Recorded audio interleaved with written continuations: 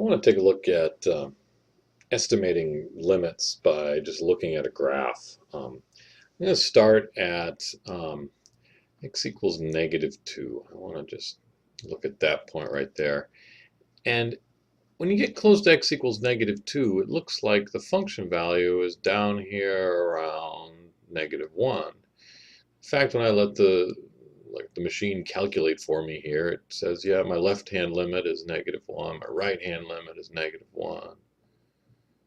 The limit is -1. Function value also happens to be -1. Everything's going to -1 down here. Left side, right side, the actual function value, right? But I can see that from the graph. I don't need to know the formula just to see what the y value is doing. Likewise here at x equals +2. Right? A little bit different situation. Left-hand limit is up here at 1. The right-hand limit is up there at 1. The limit is 1. But the function value itself is down at -1. Okay? The limit still exists. The limit is 1. Don't be confused by the fact that the function value isn't equal to the limit. Right? When you're talking about the limit, you're saying what's it as x is going to 1, what's happening. So that's what's happening. It's going to, when x is going to 2, the y value is going to 1. When you get to 2, well, something else happens, but that's not the question when you're asking what the limit is. Okay. How about x equals 4? Well, x equals 4 is over here. And it looks like nothing goes wrong. The function is headed down to whatever the function value is right there. And sure enough, left-hand limit, right-hand limit, limit, and function value are all equal to each other. They're all equal to -3. Okay. One more point I want to look at, and that's at -4. And this I find interesting because here's a bug in the software that I use. I think it's kind of funny. When I look at what's happening at -4, notice this graph is dotted. That's because I drew this in a way that the function actually has an asymptote here on the left-hand side at -4. And if I don't draw it in dot mode, then it just connects all the dots, and it actually connects from there back up to there and keeps going as if nothing was wrong. It doesn't realize there's an asymptote. Okay.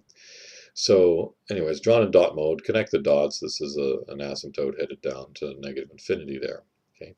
So the thing I see is that on the right-hand side of -4, so this limit as x goes to -4 from the right, that should be defined. In fact, it looks like it's probably 0, right? I could zoom in and see better if it really is going to 0, but it looks like it's going to 0.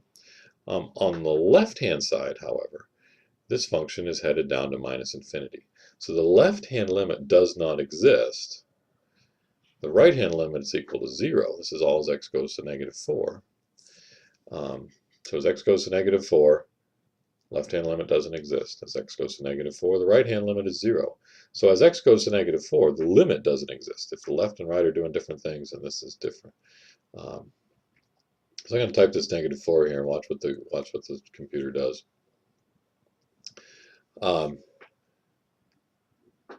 It got the right-hand limit right at 0, and this says it goes off the screen here, but it's -34.67657, whatever. It's just like, what?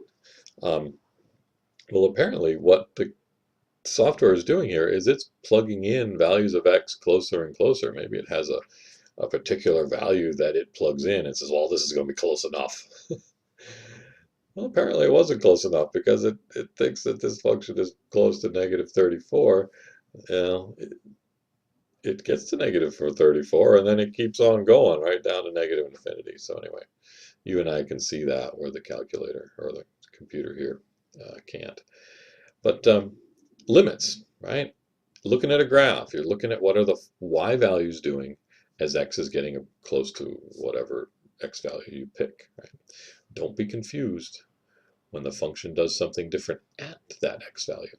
The limit is still what's happening as you approach.